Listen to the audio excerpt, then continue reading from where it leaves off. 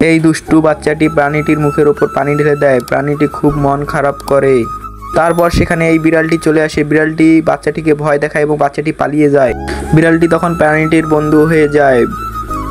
তখন এই বিড়ালটি ভাবে যে বন্ধুর জন্য কিছু একটা নিয়ে যাবে। সে দোকানে গিয়ে একটি আইসক্রিম চুরি করে নিয়ে যায়। তারা দুজন বন্ধু মিলে আইসক্রিম দুটো খেতে শুরু করে।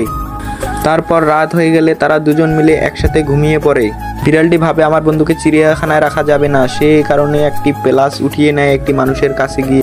প্লাসটি নিয়ে সে ওখান থেকে খুব দ্রুত যেতে শুরু করে। তারপর সে আসে এবং ওই জায়গার নেটগুলো কাটিয়ে দেয়। তারপর সে তার বন্ধুকে বাইর করে নিয়ে আসে। তারা দুজন বাইর হওয়ার পর ওখান থেকে খুব দ্রুত যেতে শুরু করে। তারপর তারা নদীতে গিয়ে ঝাঁপ দেয় এবং নদীতে খুব সুন্দর করে গোসল করে। তারা দুজন মিলে গোসল করার পর হাসতে শুরু করে। তারা দুজন মিলে নদী থেকে মাছ ধরে এবং খায় পুড়িয়ে।